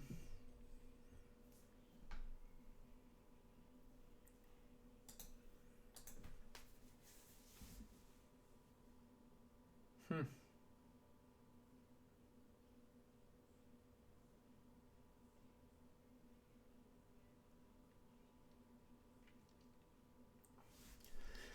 I do think I want to fight over this Thoughtseize. Question is with which card? Mm-hmm. I think I really value Flusterstorm the highest. Because if I just... Sorry, go Yeah. ahead. No, I was gonna say Flusterstorm is very good against me. I think I value that one the highest. So, if I Flusterstorm here, you just let it go, because that's probably the card you take anyway, so that's not an option for me. I can never see you paying for the Flusterstorm, because that means you're just dead, so that's not going to happen. I don't want to fire off Flusterstorm here. So what I think I'm going to do is, I think I'm just going to play this Force Will. It also increases the storm count, so Flusterstorm's good. Yeah, so you do have me here. My draws after the fetch I had were Dark Ritual, Passing Flames, Veil Summer. So I can't actually do much of anything. So if you actually flustered me there, I would pay for it. Okay. Just for the hoping chance, well, at least in my situation, I have to pay for it, for the hoping chance that I can take the Berserk out of your hand. Okay. Okay. Just so I live to see another turn. But obviously, like, if I do get the opportunity to take the Berserk, and let's say I live one more turn, I draw another LED, so it doesn't matter. Because if the cage is in play, I can't do any piff tricks with the cantrips that I have in my graveyard. If that would happen, I still had Daze, so I would have been able to Daze that one after the Flusterstorm. And then if I didn't have Daze, I'd probably just hardcast Invigorate anyway to put you to 3 to get rid of the Ad Nauseam. Yeah. But I think yeah, that was... what can I say? It was such a weird game in general. It was really a very atypical game, and winning with Noble, especially against Storm, doesn't come up very often. No, yeah, that was definitely one of those weird situations. I mean, but that's how it can go, right? You know, that's what people need to see, is that it's not just immediately, oh, who has it. These cyborg games are very skill intensive in the sense that one of the players can capitalize immediately when the other one makes a mistake. Exactly. And that's where you kind of have to play a slow and grindy game, because you don't want to put yourself in these situations. Yeah, and I think what you said was completely correct. People should see these games, because when you think about the matchup Infect versus Ant, you'd say, okay, game's over in maybe 1 or 2 turns. That's just not always true. And Mangok, I know he plays Infect as well, he says that they have all seemed kind of odd. Honestly, for me personally, I think only the last game we played was odd. I think the other ones were what I would generally expect from Infect versus Ant. I would agree, they were pretty on par with my experience as well.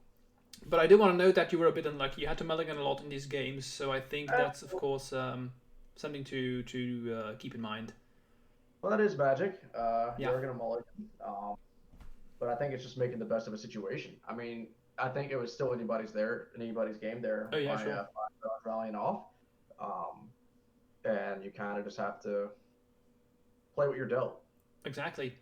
I think, let's see, I have time for one more, but I don't know if you have time left, Daniel. I've got all the time in the world, so if you want to run it back, I'm down to run it back. Nice, let's play one more. Because it's getting a bit late where I live, but I mean, having so much fun that I just want to play another one. Oh, you know, if this is fine for you, Daniel, I actually want to play my latest build. It's a build with the new bird. I think it's worse against you, but I've been enjoying it, so I want to try it out. Yeah, fire it off. If you want, I can quickly send you a screenshot, so you have my list. Yeah, that's fine. That'll work out fine. Okay. I tell you what, give me, if you don't mind, 2 minutes to use the restroom real quick. I'll take a look at that list and we'll fire it up. Okay, good. So you can go to the restroom, then I will take a quick screenshot, send it to you, and then I can play the new list right here. And then I have time to talk about this in the chat as well. So I've talked about my new list with the bird, and this is the one. It's Mavinda. I've been loving it. I'm trying out 2 right now. I'm not sure if 2 is worth it. But I do want to try it out. So quickly give me the time here to send my list to Daniel, so he has full information, of course. Hey, so let's select this. If you have any questions about the bird, feel free to do so. I'm quickly going to tell you why I saw the bird and I was interested in it. I saw it and immediately fell in love because I think that it's interesting because, as I said before, it's kind of a Dreadhorde, but only for Infect, in the sense that you can recast instant and sorceries, but they are only for you can only cast it for free if you target one of your own creatures, which is of course why I said that I don't think that the deck will see any play except an Infect, because it costs 8 more to cast if it doesn't target your own creature. So literally no deck in Legacy will ever do this. But an Infect, if we get to recast spells for free, that's quite insane. And I have had a lot of situations where the card has won me the game, and here's the reasoning why. If you have Mavinda, your opponent really does not want to get rid of Mavinda. I mean, look at the card. You don't want to use removal on the card because in itself it doesn't do anything. However, in our deck specifically, it's quite nuts because I've had situations where I have used the Vines before, Mavinda's in play, and I play Agent, for example. They try and remove it. I just say, okay, 0, use Vines, and recast it. Then it's on my opponent's turn. He uses another removal, and I just use Mavinda again. You can only use it once each turn, but that's also on the opponent's turn. Another good thing you can do is, if you already have an Infect threat, I had a situation where I already had Blood Agent in play, and I had a Berserk in hand, but no Invigorate. So what I did is I played the Mavinda, and you can use his ability immediately. And I already had the Berserk, so I just recast Invigorate for free and used Berserk. So there are a lot of interesting things you can do with this creature, and the more I've been playing it, the more I'm falling in love.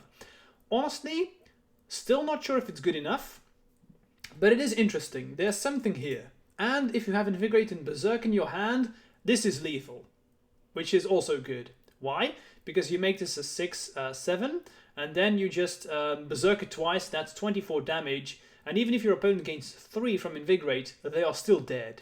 It also has flying, and it's a bird advisor, so it can't be named with Plague Engineer, or it can be named, but it survives. So there's a lot of interesting things going on here with the bird, and that's why I really want this to be good.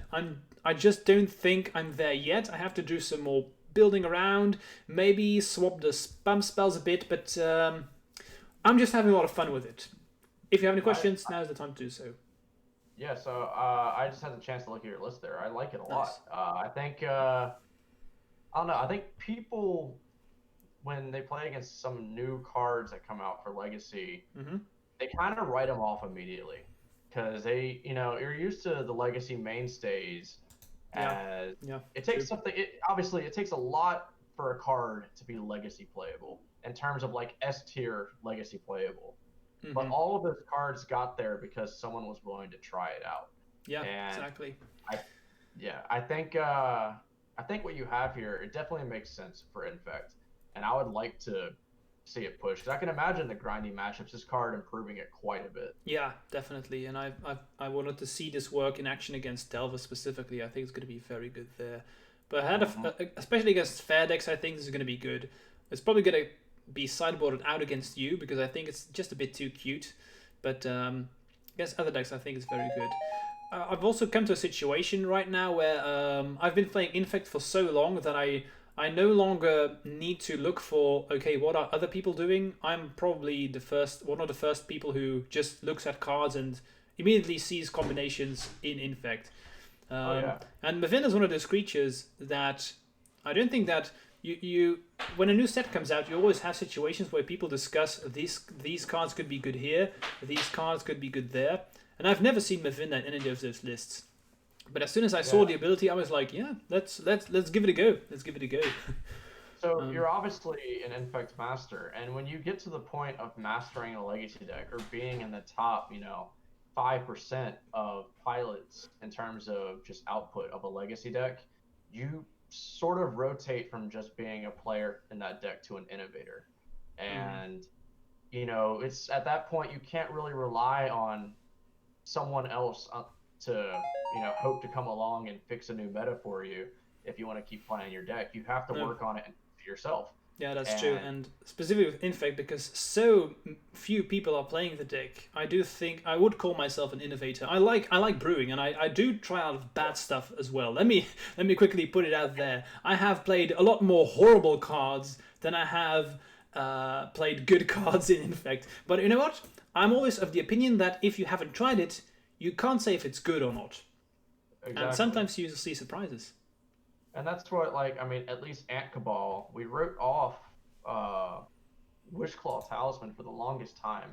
And it made sense for, the Epic Storm to play it, with how their deck list was built with the Mox Opals. It makes clear sense. But Ant, you don't play Mox Opal. You don't really have any, you would seem like a 2-mana artifact would just be too slow. And I was such a Dark Petition lover. I didn't want to get rid of Dark Petition because it was my pride and joy. I thought the card was amazing, and I still think the card's amazing. It's how incredibly powerful Wishclaw Talisman was when I finally got around to start testing it, that I had to realize that, this is the future going forward. Yeah, makes sense. All right, what do you say? Let's play a game with this list, if that's fine by you. Quickly want to answer the question of Cartesian. The +8 mana Force Will does not come up in our deck. We don't ever get to 8 mana plus, and if we ever get to 8+ mana, we usually have lost the game already. So I don't think I'm ever going to be able to recast Force Will with the bird, unfortunately. All right, so let's challenge. That one was deck number 3, I believe. So let's hope I do have the correct list with the bird in it. Did you get the screenshot, by the way? Yeah, you did, right? Because you just said, yeah. I took a look at it, yep. Nice. All right, so we are battling. All right, this time we'll leave it up to Motor to decide, since we both have been on the play. Okay, excellent. I win another dial roll. Why does this never happen in tournaments? There was a time where, there was some tournament series, or I guess one of the Legacy Challenges one day, I was winning every single die roll, but it just didn't matter when I wanted it to matter. Although I can. Were you playing Ant? Yeah. But because winning the die roll is very important with the deck, right? Yeah. I think a lot of the times it was that I knew my opponent was on some.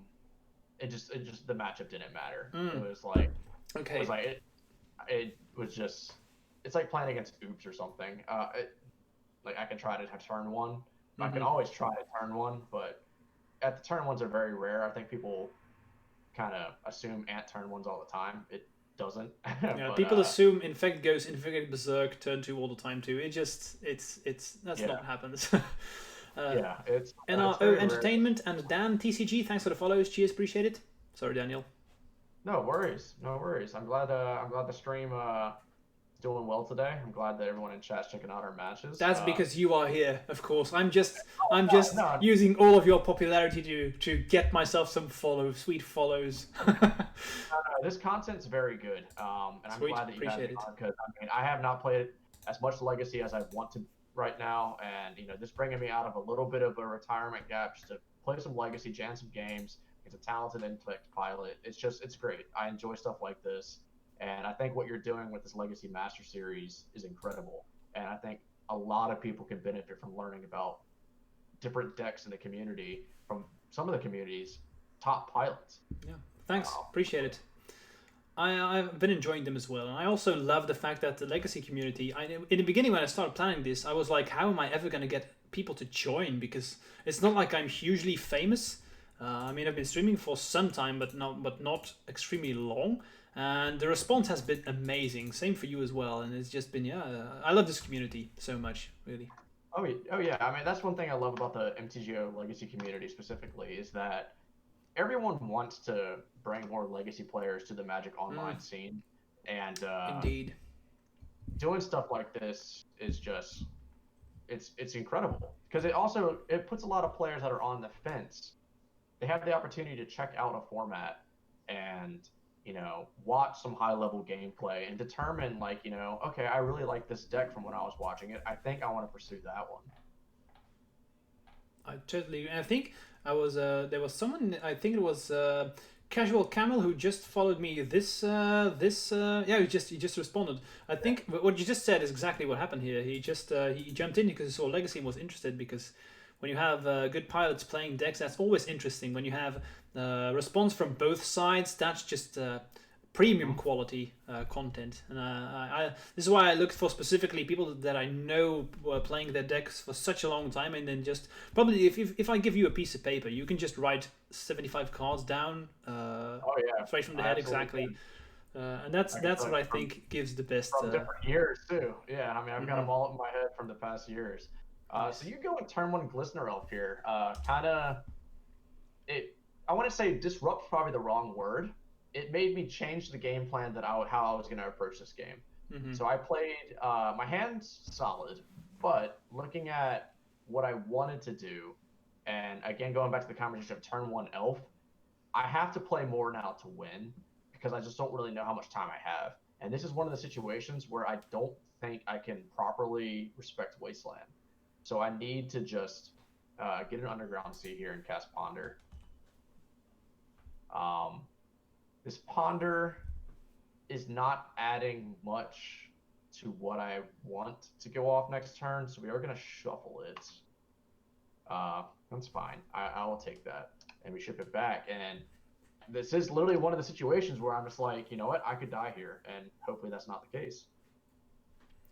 So you will not die here. My hand has very high potential, but I am lacking 1 or 2 cards. So I have options here. I'm thinking about how I can navigate. I don't think I want to use this one just yet.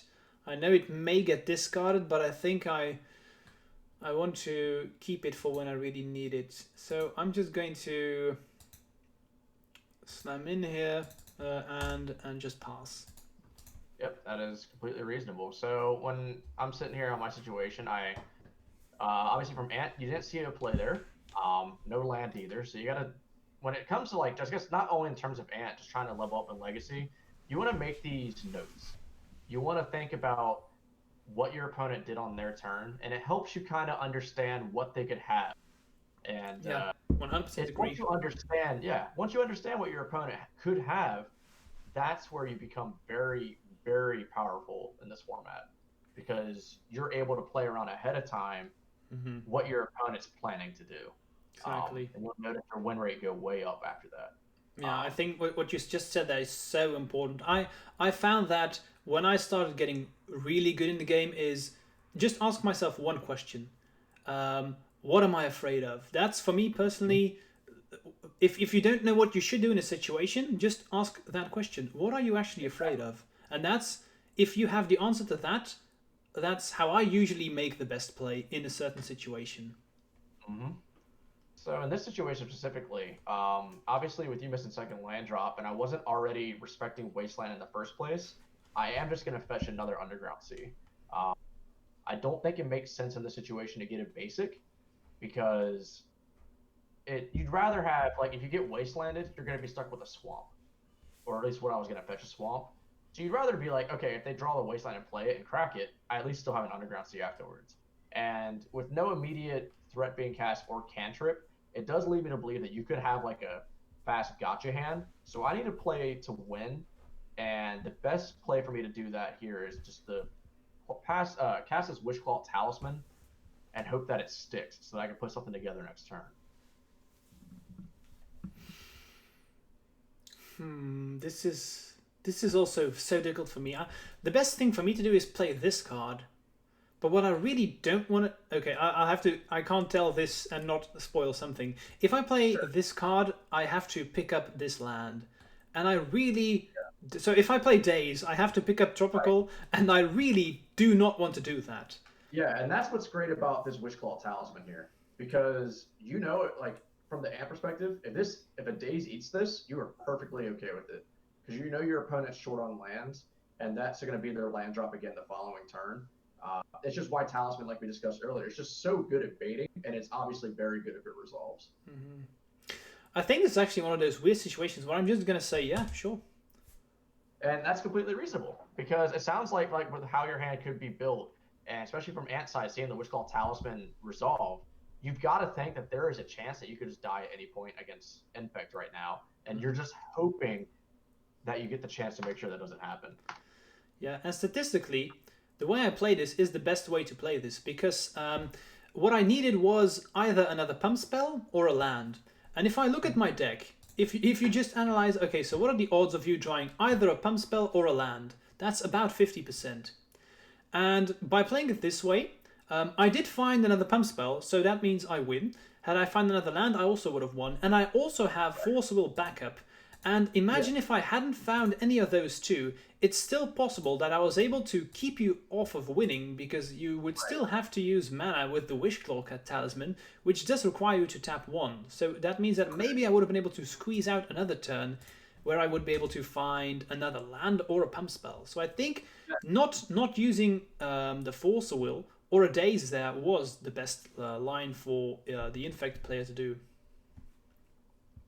So yeah, the what I had going on there is yeah, let me see if I can reveal. Yeah, so with Brainstorm, Double Dark Ritual, Past in Flames, Misty Rainforest, Preordain, it is very, very unlikely that I can't put something together that I win. Like, most likely I would probably just start the turn by casting Dark Ritual and see what happens. I probably would have forced, honestly. And that's reasonable, yeah. Forcing Dark Ritual is something that doesn't happen enough, and Legacy players keep making that mistake too. Yeah, because I just knew I knew to survive one turn, and exactly. I would never have guessed that you had two. I wouldn't play around that. Yeah, you can't really afford to play around that, right? Exactly. You need to hope that the decision you're making is good enough to have you win the game, and that's where a lot of Legacy players, or at least people new to the format, struggle. Is that when you get into Legacy, you're gonna see a lot of these powerful spells, and you're gonna want to play defensively. And it's definitely a hard bridge to cross from playing defensively to becoming an initiator and making your opponent start answering your plays. Mm-hmm. And that's where, like, there's what's great about this format is there's just so many level up moments you can have and how you can dissect a format. And Legacy is one of those formats that if you dissect it well, you will succeed. Yeah, I agree. And I think this is why in Legacy, even though you have tier 1 and tier 2 decks, if you know your deck very well, you can win with a quote-unquote tier 2 deck, and you can perform well in tournaments as well. This is why I'm still playing Infect, even though it's not even... I think most people would name it a tier 3 deck at best. But I've been playing it for so long that I just love it, man. I wouldn't play anything else. When you take very good pilots that have mastered their archetype, it doesn't matter if it's tier 3 or tier 2. You have to respect it because they will play it as if it's tier 1. Yeah. They know the insides and outsides and how to punish you depending on what matchup you're playing, that you have to give the deck as much respect as you would give the best deck in the format. Because, when I was learning how to play Ant, when I learned from some of the big guys, there's lines that I never would have even thought of. Where now that I just do them, as part of just my regular thinking, and people on my Twitch chat could be like, oh, wow, I didn't even think of that. It's just like, some of those moments where I've gotten to the point to where I know what line gets me out of a situation. And I think that's where you want to be in a lot of different decks. Mm-hmm. I agree. Right, so my sideboarding has changed, of course. So we saw how bad Mavinda was last game. I don't think this is not why it's there. So I took out both Mavindas, took out 3 Nexus. I always do this, and I bring in Veils, Flusters, and the Cage and Surgical. Maybe I should have boarded out Wasteland too, but I just didn't have more cards to bring in that I really enjoyed. I could see myself cutting Wasteland again for bringing back in Divines. That's a possibility. But it's a coin flip there because Wasteland isn't horrible, So I think it's personal preference. I'm going to keep this hand. I think it's completely reasonable for post sideboard matchup against this deck. Most Ant pilots probably argue it is on the slower end, but I think this play is very good. Marduk, if you want to know Daniel's Twitch name, you can just read it because I've added it to the stream. The name of the stream, it's damatoexp. That's Twitch name from Daniel. Yep, that is Twitch and Twitter. I don't stream as much as I have been wanting to these days, but I still get on them hopefully for a league here and there when I can. Mm-hmm. Oh yeah, my hand's pretty good, so I just kept. Awesome, awesome. Well, I'm gonna lead on this volcanic island here. We're gonna cast Preordain. Hey. Interesting situation with what I hit. I am gonna bottom one, top the other, and shoot it back. I wouldn't say that I led on the wrong land based off what I preordained, but there's a chance like I can make arguments for what I should have done. Mm-hmm. Okay, so good turn 1 here on the draw. Yep. Noble Hierarch, always a solid turn 1 on the draw, especially as Infect post sideboard. That was a good rip here. So I'm going to play this Delta out to play, just represent that I will respect days, and I'm going to play Brainstorm. Right, resolves. Alright, so we are going to get rid of one of these cards right off the bat, because redundancy is a thing in Magic. And realistically, I can get rid of another one of these cards that I hit right off the bat because of redundancy. And I'm going to pass it back because I am going to utilize fetching in my upkeep again, because I know obviously with open deck lists I don't have to worry about you having Stifle, but it's still just a good habit to get into when playing Legacy about fetching in your upkeep. So I have a lot of options. What I'm going to do here is I'm actually just going to pass. Sure. So what this tells me, especially with no attack from the Noble Hierarch, that your hand's very reactive, which is fine. I just need to respect that.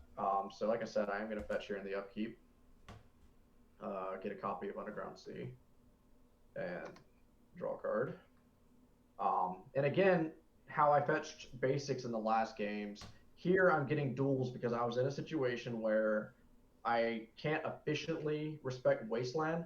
So if I'm going to go down that path, it's better not to half it and just not respect it fully, so you have access to as many colors as possible.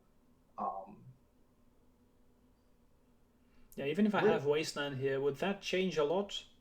Because not really with exactly. the Misty Rainforest that I have. Yeah, so I mean, at this point, like Wasteland to you is probably being used to cast something like Blighted Agent compared to even wasting me. Yeah, I think so. I wouldn't use Wasteland anymore. Yeah. Here though, I have to kind of pick and choose my battles about how I want to approach this.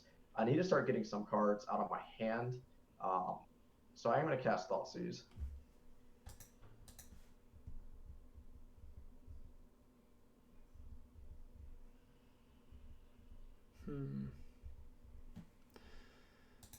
I'm gonna fight over this one. Alright, so we see a Force of Will, pitching Days. So typically we're all right with that. But in this situation, information is very important. I'm going to want a black source here as a second black source, so I'm going to fetch a Bayou, and I'm going to cast Veil Summer. Yeah, that can't resolve, so I'm going to fight over this one too. And what's nice here is I can cast this Fluster, targeting the Spell Pierce. Oh no, here we go. And we can... it's kind of awkward, so I do have 5 to work with.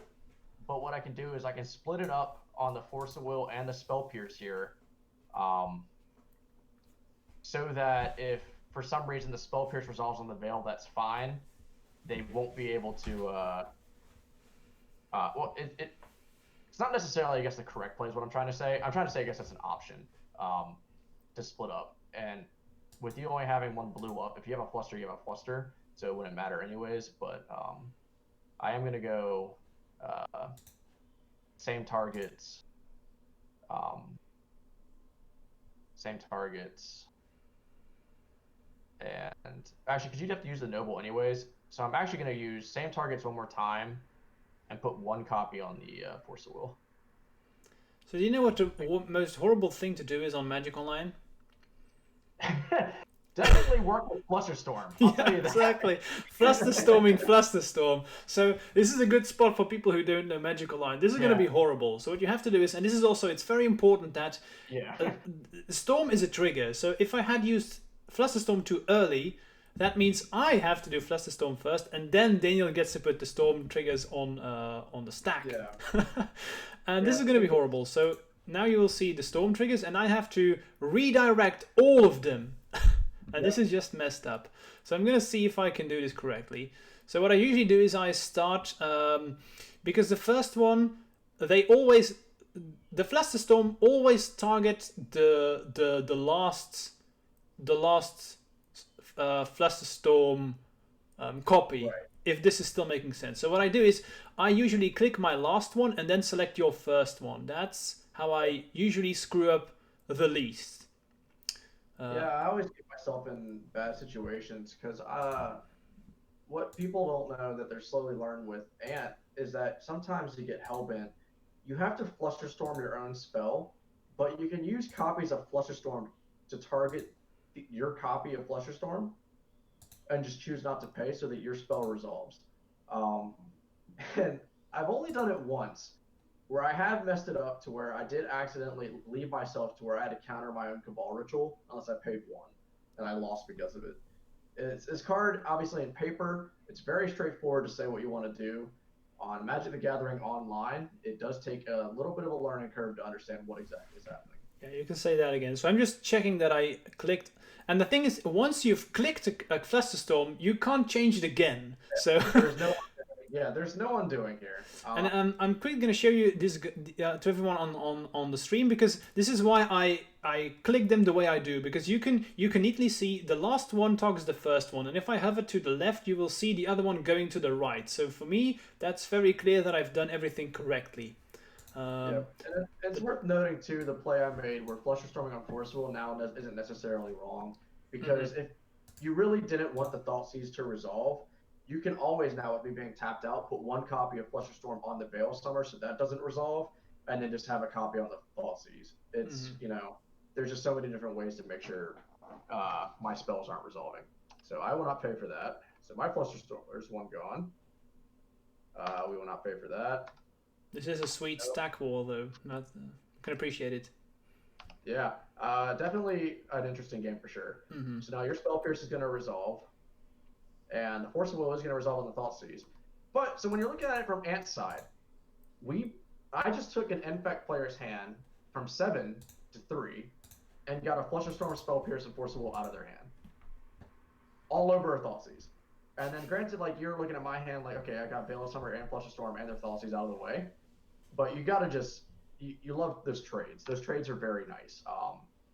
And that's how, like, people will be confused, like, oh, how did you beat this hand? It's like, well, that's how you beat it. You fight over card.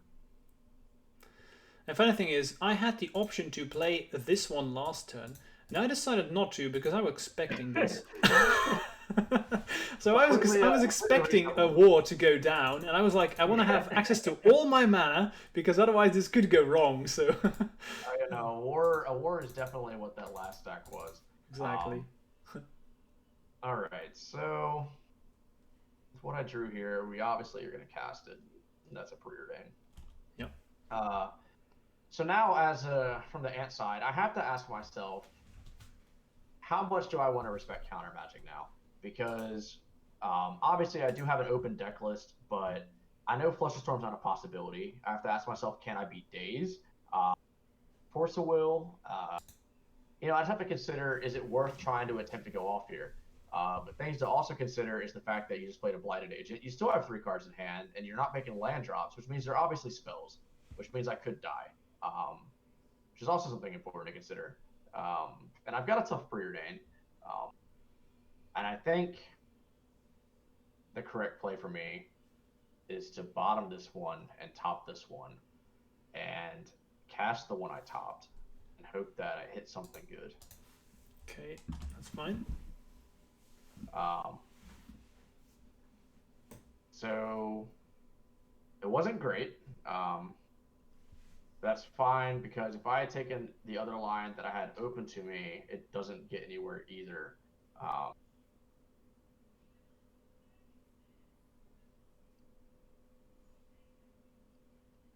what I can do is put back, see this one and this one, and pass the turn. All right, so I win. I have Invigorate and Vines. Yep. So, and that's what we kind of figured. It's like I had to take the opportunity there. If Brainstorm hits a Lion Tie Diamond, I'm able to Ad Nauseam.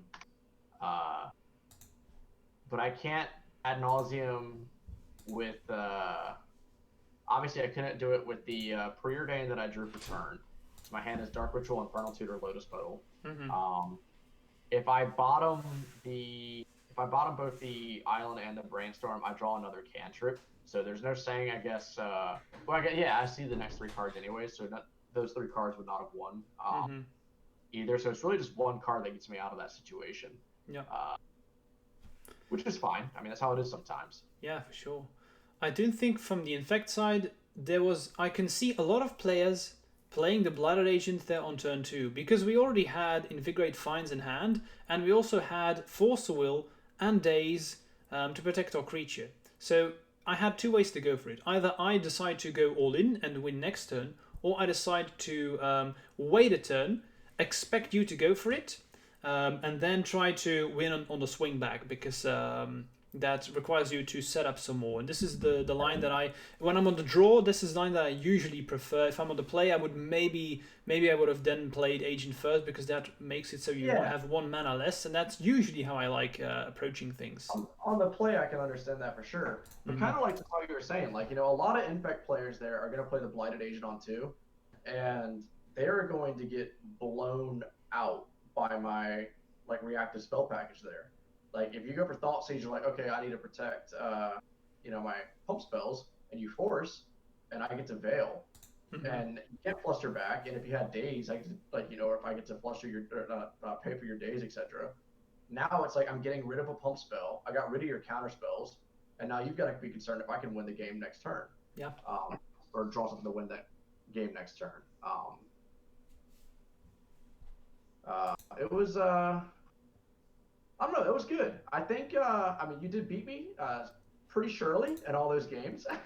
Yeah, that's true. But I mean, honestly, my hands were always. I had very good hands, and I could easily. I think the games that I did win, but they could have. They just as easily could have gone your way, which is. Yeah, there was a couple. There was 2 where we did have some ad nauseam issues, where I think I could have forced some game 3s if the ad nauseam did work out. So it's not like I didn't lose, I guess, just immediately. Ant definitely had the opportunity to win the game, but it did do Ant things, and that Ant things are losing to ad nauseam sometimes, but that's part of playing the deck. If you don't want to lose to ad nauseam, you can play the Epic Storm. But yeah, no, I definitely enjoyed this matchup series. I think people, like we were talking about earlier, they just really don't understand how close this matchup can be, especially sideboard games, just how open it is for somebody to win the game, because nobody really wants to initiate in sideboard games. Exactly. You want to be protective, and you want to make sure the coast is clear and give yourself the best opportunity to win. And I think the last game really showed that one, where... Oh, for sure. I cast a Thought Seize, and we had 6 other spells cast. Yeah, exactly. Stupid Thought Seize, and then off to the races. It wasn't even like Dark Ritual we were fighting over. It was just a Thought Seize. And that just shows you, how much respect is being given to what spells. Yeah, for sure. But I agree. I love these games. Every single game was very intensive, and I also love the fact that I like we really go back and forth in our talks where we were like, if this happens, I want to do this, and then very often that indeed happens. So that's always good when you can predict what will happen and how you have to play around it. That shows that you really know the deck very, very well, which is, well, I think we both know our decks pretty well. That's very clear. So good stuff. For sure.